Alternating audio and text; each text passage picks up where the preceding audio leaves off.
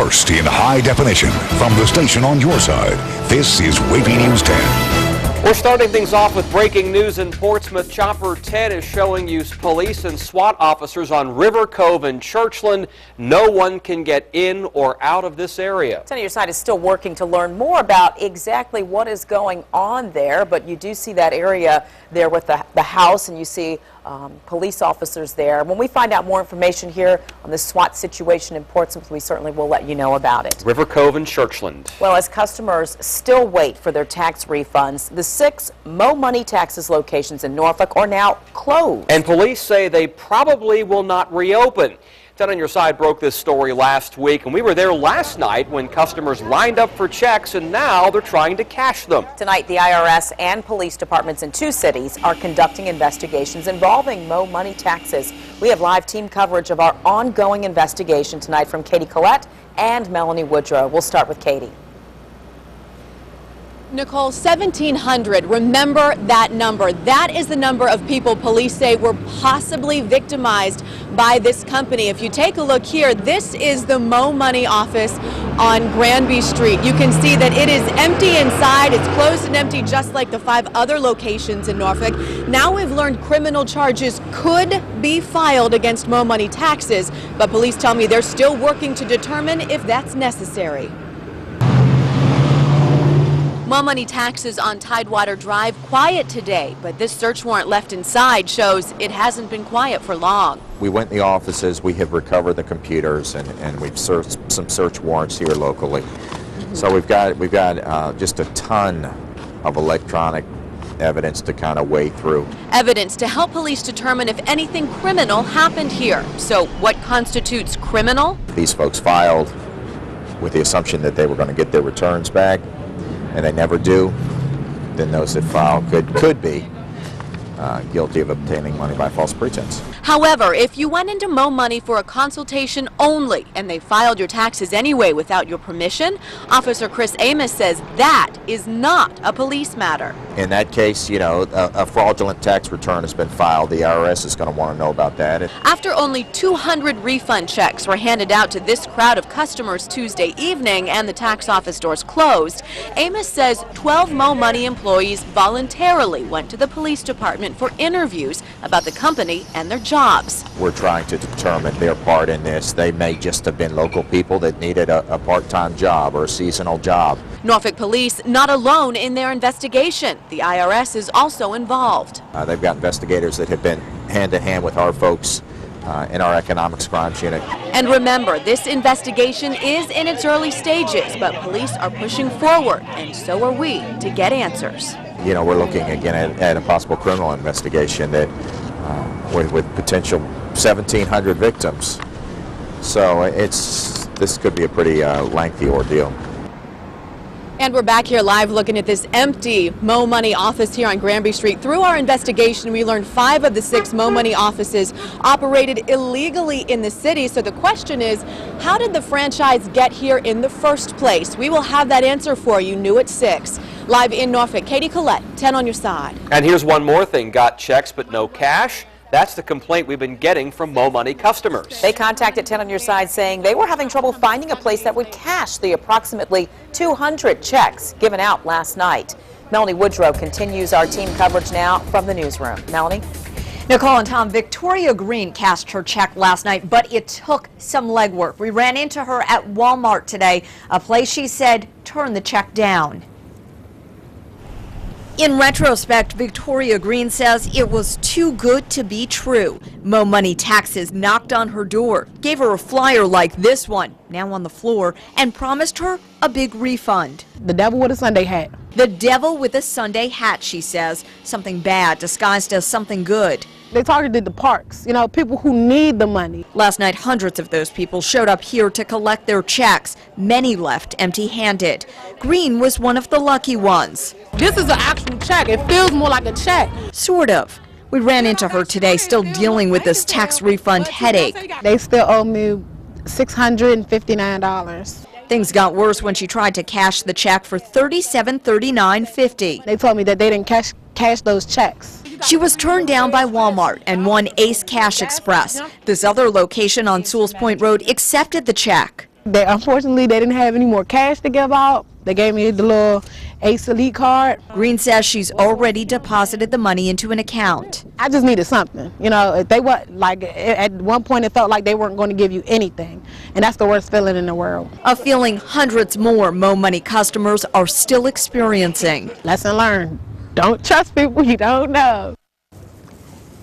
So I reached out to Ace Cash Express and Walmart. An Ace Cash Express spokesperson said Ace Cash Express regrets any inconvenience for our customers with tax refund checks. All Ace Cash Express locations are ready to cash all good tax refund checks, subject to the usual verification. They went on to say, we want to make it easy for our customers to get their tax refund. So we still don't know why one Ace would not take Green's check and another would. Neither does the Ace spokesperson. We also don't know why Walmart would not take the check. A Walmart spokesperson told me she is looking into it. In the newsroom, Melanie Woodrow, 10 on your side. And if you filed your return with Mo Money, you can check on its status with the IRS. There's a link on WAVY.com. If the funds have been released to Mo Money, that company is responsible to deliver the refund. Keep that in mind. And if you suspect fraud in how your taxes were filed, call the IRS at 1-800-829-0433.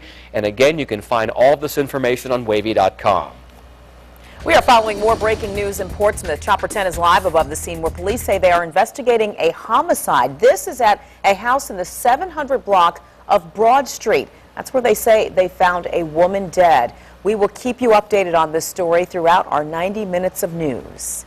Virginia Beach police just charged an Arkansas woman with murder in the 2009 death of her baby girl. 23-year-old Julie Callahan moved away from the area after her 11-month-old daughter, Lakira, died from shaken baby syndrome. Callahan is now behind bars in Virginia Beach. The baby girl was in the care of her uncle when she died. Stephen Callahan received a 1-year jail sentence for child neglect. And police have identified the man killed by a truck in Chesapeake. He's 51-year-old Nigel White. The accident happened around 4 a.m. on George Washington Highway near Townhouse Lane in the Deep Creek area. The driver reported seeing someone lying in the middle of the road and couldn't avoid hitting him. The driver stayed on the scene and called 911, but investigators are not sure why White was lying in the road. Well, the longest Navy ship deployment in nearly 40 years is over. Nearly 2,000 sailors from the Bataan Amphibious Readiness Group are home. The dock landing ship USS Whidbey Island joined the Joint Expeditionary Base Little Creek Fort Story. Chopper 10 also shows the USS Mesa Verde and the USS Bataan returning to Naval Station Norfolk. 10 on your side's military reporter Art Kahn says today's homecoming started with the return of 2 helicopters.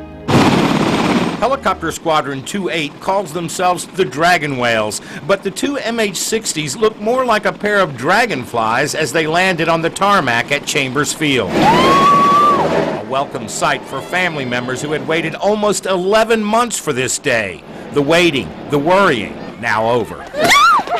Before their return, these naval aviators logged more than 1,200 flight hours performing a variety of missions. We carried somewhere in the neighborhood of 750 passengers.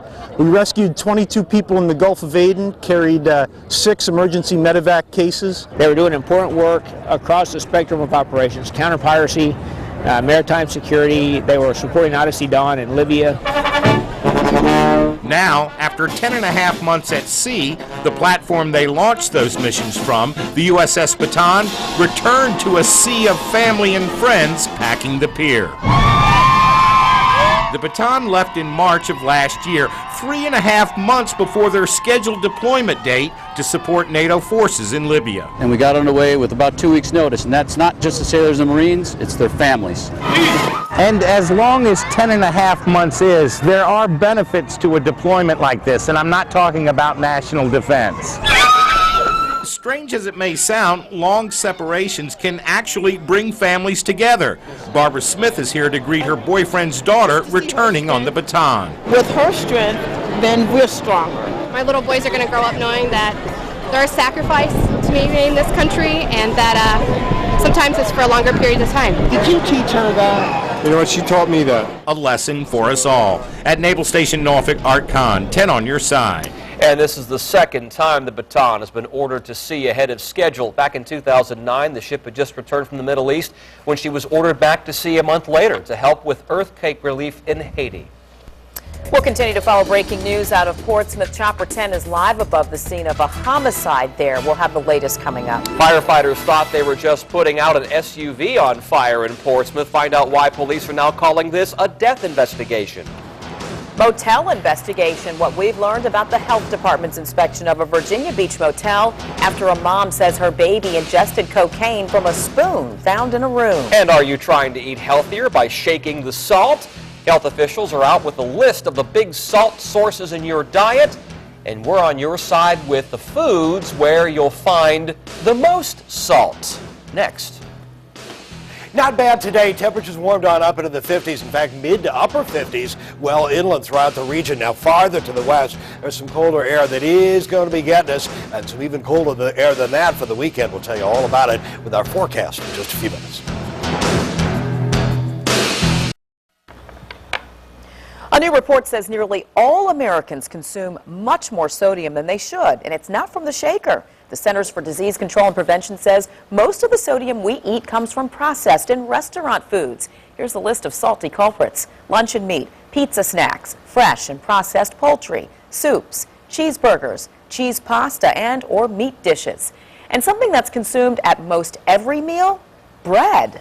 Not as high as some other foods, but because these foods make up such a large portion of our total intake, they contribute to the majority of our sodium intake.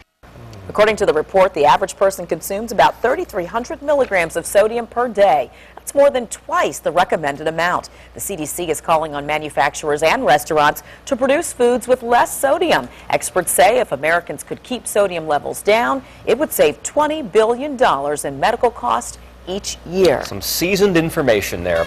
It's supposed to ease some of the traffic troubles in Hampton Roads. We're on your side with what you need to know about the interstate project VDOT says will make the commute a lot easier. But first, we're on your side with the health inspection report from a Virginia Beach motel where a mom says her baby ingested cocaine from a spoon.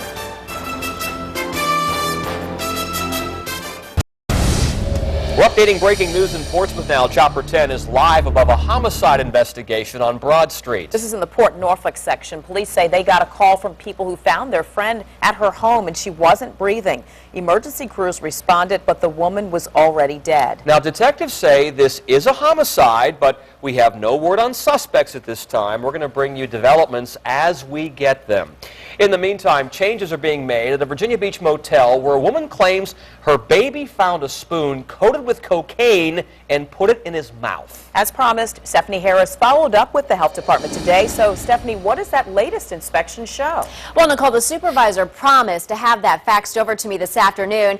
I've not received it yet, and I've been calling and emailing all afternoon. Just a few minutes ago, I was told that inspector has gone home. So, we still don't know exactly what it says, but here is what I did find out from the supervisor this morning. This Motel 6 here has 130 rooms, and the health department supervisor says they inspected 100% all of the vacant rooms. Now, there were guests staying in 50 rooms, so that means the inspector actually went into 80 of them. Now, we're going to take a look here. This is the spoon that a woman said her baby found inside one of those rooms on Saturday. It tested positive for cocaine. The family said after they complained to a manager about it, they were moved to another room where they found this crack pipe behind a bed. Now, a health department supervisor told me that the rooms got a thorough inspection. When we go into a room, we're going to be looking at the carpet, we're going to be looking at the bedding, we're going to be looking at the bathrooms, and we're going to be looking at, general overall sanitation, which involves pulling the mattress and the box springs up, and we get housekeeping and maintenance to help us do that. Now, that is Valerie Thompson. She also told me that Motel 6's corporate office in Maryland sent a manager, a maintenance team, and a cleaning crew to Virginia Beach. When an inspector went back this morning, he could already see a big difference. I did call Motel 6 to ask if we could go in and see for ourselves, but no one's returned my call. The health department will do a follow-up inspection in 2 weeks. Stephanie Harris, 10 on your side. The baby, who allegedly ingested cocaine at the motel, is doing well. An ambulance took him to the hospital Saturday night, and he checked out okay. Well, drivers will have a new way to get around the London Bridge Road in Virginia Beach during the morning commute. Chopper 10 shows crews are wrapping up construction tonight on those new ramps. Tomorrow morning, you won't have to take the Lynn Haven exit to get to London Bridge and Great Neck areas. We're told the project finished 8 months early and under budget. Now, in high definition, your Super Dapper 10 forecast with Chief Meteorologist Don Slater. Not a bad day. Temperatures into the 50s, and we ended up with high temperatures in the mid to upper 50s, around 57, 58 degrees into some areas well inland, low 50s near the water's edge. But I want to give you a little bit of a hint as far as what's going on with our 7-day forecast. Coming up for the weekend, we're likely to see some of that cold air. It's really been bottled up into Canada. That's going to slide southeast for it, and basically it's this air all the way on down through here. That'll drop on down into the United States, and certainly to the eastern half of the United States. Certainly not there now. We've got one little shot of cooler air, but then the cold air, we saw that way on up into Canada. So that cooler air, that's going to drop on through, and by tomorrow afternoon, and especially Thursday, it'll definitely be cooler. And then toward the weekend, here comes that shot of very cold air. That'll come into the area, especially for Saturday and Sunday and Monday. And then another shot of cool air kind of takes a glancing swipe at us, but it doesn't really get us. It moves on off and misses us. But for the short run, we got some rain for the late in the day for tomorrow. There's some rain way on off towards St. Louis, some cloud cover to our south, and between it all, we're going to end up with this area coming on through tomorrow. And we could see a chance of some late day rain, mainly during the late afternoon, about this time of day, through around 8 o'clock in the evening, and then it'll move on off. So right now, just some thin clouds, light northerly wind, 5 to 10 right now. That'll last overnight, becoming northeasterly at about 10 miles an hour. Here's where we are tomorrow morning at 7. Sunshine, not a bad start to the day, but by the end of the day, again, we're going to see rain building on up, and there could be even a little bit of sleet toward the Richmond area and toward the northern neck as well. But chances are temperatures are going to be too mild for anything to stick at all, and it's sleet anyway. It's just that little ice pellets mixed in with some of the rain. Look at that, right on up into here, 3 o'clock in the afternoon. Some parts of the region getting some rain at that point, but I think most of us, it's going to be a little bit closer to around 6 o'clock in the evening. Then it cools on off from there. Now, how much rain do we get? Not that awfully much. It'll likely be a few hundredths of an inch to around 1/10 of an inch, maybe a little more toward the northern neck, as much as right a quarter of an inch. Beautiful skies out there, very, very thin clouds. Mostly sunny, though, for right now. Temperatures 48, 50 degrees high today, 52 degrees against some inland areas. Towards Suffolk, for example, it's 55 right now. Last hour is 57 degrees, 57 in Wakefield right now. So not a bad day at all. A little cooler in Newport News. Most temperatures in the Hampton Roads areas right now, around 50 to 55. Gets cool overnight. We drop on down to about 35 degrees during the day tomorrow. Warming on up only to around 52. There's that chance of late day rain. So for tomorrow, late day rain. Lots of sunshine coming up on Thursday. Little cooler. Warms back up again briefly for Friday, and then it gets really, really chilly for Saturday and especially Sunday and Monday. $40 million needs to be cut from the Virginia Beach schools budget. And Superintendent Dr. James Merrill will present his plan to the board tonight, and 10 on Your Side will be there. In anticipation of cuts, 640 probationary teachers received letters about 2 weeks ago saying their contracts might not be extended. Now, a probationary teacher, that's someone who's been with the school system less than 3 years. Dr. Merrill will present his budget to the board at tonight's public meeting. It starts at 6:15 at the School Administration Building off Princess Anne Road. We will have a live report on this plan tonight at 6. Witnesses say it was scary to watch. It was insane. I can't even explain how hard it was to watch that. It was horrific. And you yourself, you're going to see it. A circus accident, and you're going to hear why a motorcycle stunt just went wrong.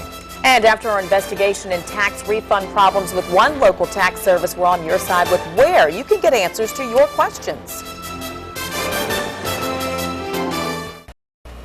Well, spectators were stunned when a motorcycle rider plunged to the ground during a shrine circus in Michigan. The 20-year-old stuntman hit a guide wire midair and fell 25 feet. The circus director says the wire wasn't supposed to be there, and there's an investigation underway to figure out what happened. But it almost seemed like it was in slow motion, just as he went up and he hit and he just went bam, and you just hear this big loud crash and you just see the bike falling down and him falling down, and it was scary. Now, that motorcycle stuntman broke his leg, wrist, elbow, and shoulder. The 20-year-old says he will ride again, though, after he recovers from those injuries. Just glad he's still alive. Hotel hiatus, what could be missing during your next overnight stay, and what's behind some of the changes. And we're still trying to find answers in our Mo Money Tax Service investigation. Find out why one customer says her taxes were not filed correctly.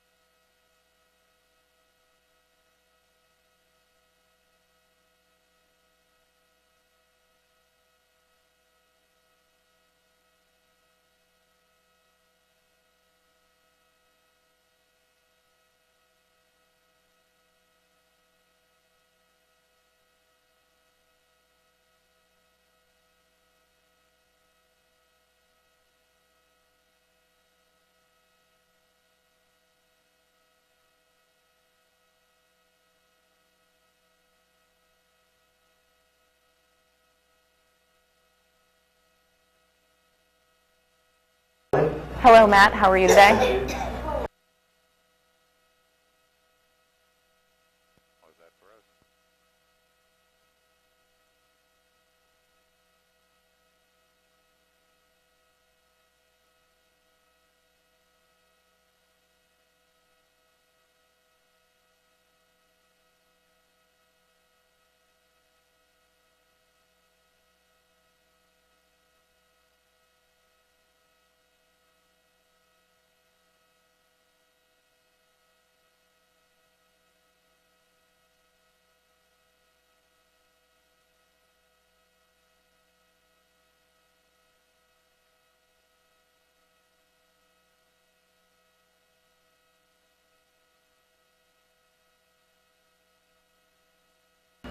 A lot of things you're used to seeing in or outside your hotel room, they're on their way out. Starting with those bulky housekeeping carts, you know the ones. Hotels are replacing them with smaller caddies that are rolled into the room, a little more efficient. That means days of raiding the carts are ending. Those small bottles of toiletries are being replaced with refillable dispensers. Experts say the hotel industry is also making changes in the lobby so the area is more appealing to younger business travelers. They want to socialize, so all these hotels are changing the design of the lobby where it's now, very warm, where you have couches, where you can plug in your iPad. We're really trying to provide that space for them to work so they don't have to stay in their room. Something else the hotels are doing away with, bathtubs. Bathtubs, that's right. Experts say no one takes baths anymore. They're all about getting in and out of that quick shower, as long as they're staying clean. Stay with us. WAVY News 10 at 5:30 starts right now.